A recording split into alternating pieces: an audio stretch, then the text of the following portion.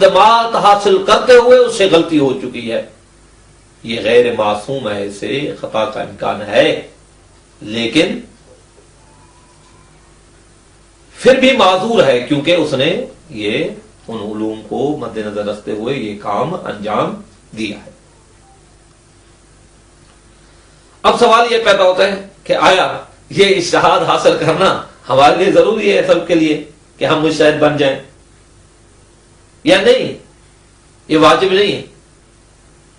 کہتے ہیں کہ یہ اجتہاد واجب کفائی ہے.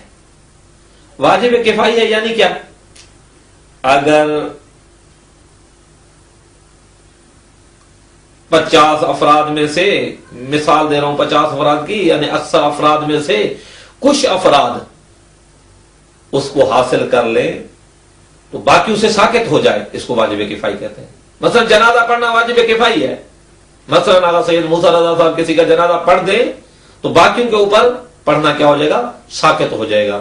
یعنی کیونکہ میں بھی عالم بیٹھا ہوا تھا، قبلہ صاحب بھی بیٹھے ہوئے تھے، محمد حسن صاحب بھی بیٹھے ہوئے تھے، فلاں بھی بیٹھا ہوا تھا عالم، یہ 5-8 عالم بیٹھے ہوئے تھے، ان میں سے اگر ایک عالم پڑھا دے تو باقیوں سے کیا ہو جائے؟ پڑھانا ساکت ہو جائے گا. اس کو واجب کفائی کہتے ہیں. آیا ہم اجتہاد نہیں رکھتے، خود ایسے ہی فتویٰ دے دیں؟ ہمارے پاس وہ منابع شرعی جن کے ذریعے سے ہمیں فتویٰ دینا چاہیے، یہ جو علوم ہیں یہ ہم نے حاصل نہیں کیے، مقدمات طے نہیں کیے، اور ہم ویسے فتویٰ دے دیں، دینا کیسا ہے؟ اتفاقی ہے کہ بغیر کسی دلیل کے اور بغیر کسی اہلیت کے فتویٰ دینا حرام ہے. یعنی اگر کوئی شخص ایسے فتویٰ دے دے تو اس نے فعل حرام انجام دیا ہے.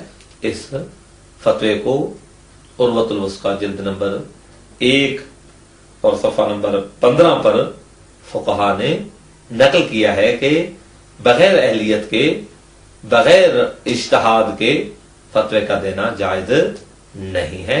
ضروری ہے کہ انسان اہلیت رکھتا ہو اور ان مقدمات کو طے کیا ہو اور اس کے بعد فتویٰ دے. سوال یہ پیدا ہوتا ہے کہ آیا یہ اجتہاد فقط مردوں کے ساتھ اختصاص رکھتا ہے؟ مرد مجتہد بن سکتے ہیں، عورتیں بھی مجتہد بن سکتی ہیں؟ جواب، یہ اجتہاد مردوں کے ساتھ مخصوص نہیں ہے.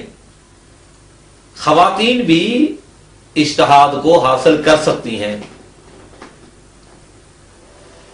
عورتیں بھی اجتہاد تک پہنچ سکتی ہیں. اور یہ بھی فتویٰ جو میں عرض کر رہا ہوں عروۃ الوثقی جلد نمبر 1 اور صفحہ نمبر 3 میں فقہا نے نقل کیا ہے. یہ جو اجتہاد کے منابع تھے، یعنی جو ہم نے کہا کہ جو مربوط ہوں منابع، یعنی دلیلیں جس کے ذریعے سے فقیہ فتوے دیتا ہے، وہ کون سے منابع ہیں، وہ کون سی دلیلیں ہیں؟ فقیہ کہاں سے یہ فتوے نکال کے ہمیں دے دیتا ہے؟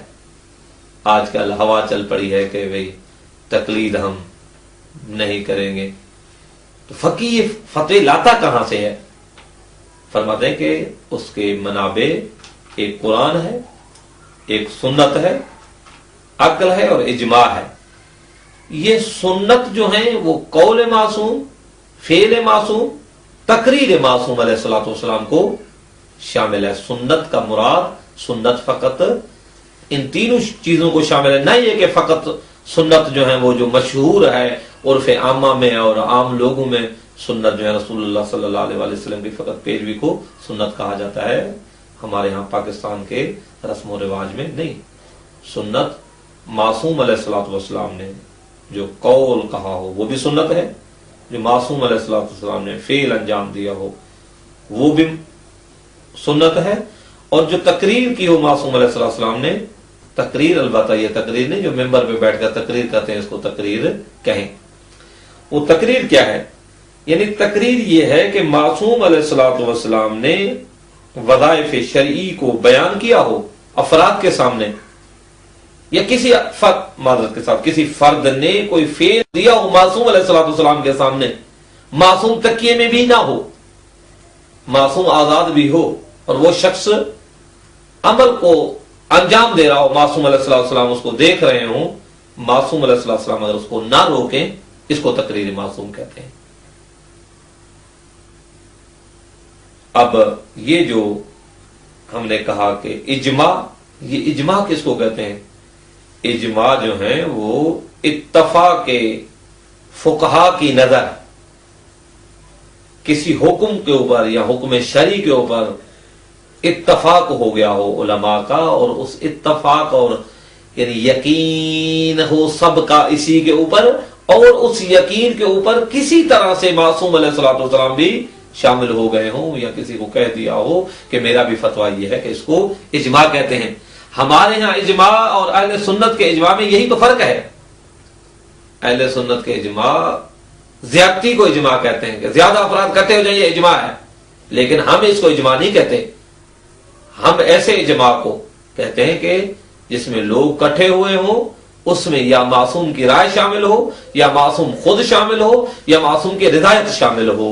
इसको ऐसे इजमा को, ऐसे कट को, ऐसे जोड़ को हम इजमा कहते हैं। कुरान को आप जानते हैं कि एक ऐसा मजमूआ है जो वही इलाही के जरिए से पैगंबर सल्लल्लाहु अलैहि वसल्लम पर नाजिल हुआ है, और किसी भी कमी और नक्स के साथ ये कुरान मौजूद है, और ये बेहतरीन दलील अमल के लिए और इस्तिंबात अहकाम के लिए कुरान बेहतरीन दलील है। ये पहली दलील हमारे पास और फकीह के पास यही दलील हुआ करती है कि वो कुरान के ऊपर अमल करते हुए मनाबे अहकाम शरी को पहला मंबा ये करार देते हैं। दूसरा मंबा कौल मासूम होता है, जिसको हमने कहा कि मजमुआ गुफ्तार मासूम अलैहिस्सलातु वस्सलाम, दस्तूर मासूम अलैहिस्सलातु वस्सलाम, जो मासूम अलैहिस्सलातु वस्सलाम ने कौल के जरिए से सिफारिश की है, या मासूम अलैहिस्सलातु वस्सलाम ने मासूम अलैहिस्सलातु वस्सलाम ने जिस मसले के ऊपर अपने कौल के साथ, अपनी बात के साथ उस मसले को समझाया है, जिस मसले को रावियों ने जमा करके हम तक पहुंचाया है, ये हदीसी फिक्ही मंबा है, और इसको कौल मासूम अलैहिस्सलातु वस्सलाम के उन्वान से याद किया जाता है।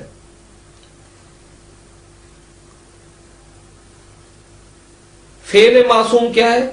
ये बात हमारे पास मुसल्लम है अकीदे में कि मासूम अलैहिस्सलाम हर खता और हर इश्तबा और हर सह निस्यान से पाक है।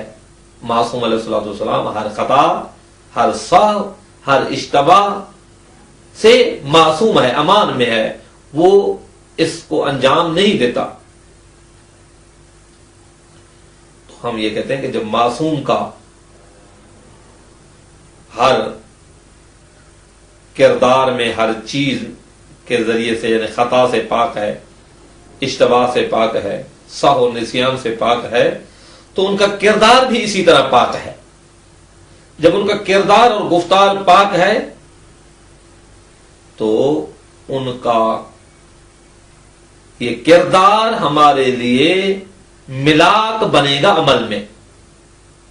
जब अमल हम अंजाम देंगे तो मासूम अलैहिस्सलाम के जिंदगी के मुताबिक अगर अंजाम दे रहे हो, इसको मनाबे फिकी के अंदर कुतुबे रिवाई में जब हम देखते हैं तो इसको सीरे अमली के नाम से याद किया जाता है कि ये सीरे अमल है, अमल मासूम अलैहिस्सलाम है।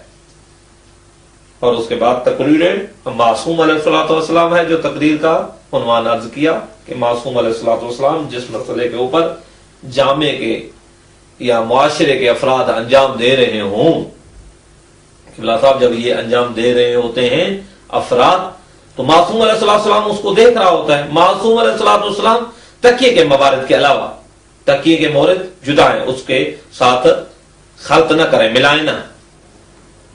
जब इनको वो शख्स अंजाम दे रहा होता है, फर्द अंजाम दे रहा होता है मासूम अलैहिस्सलाम के हुजूर में, मासूम अलैहिस्सलाम तकिए की हालत में भी नहीं है।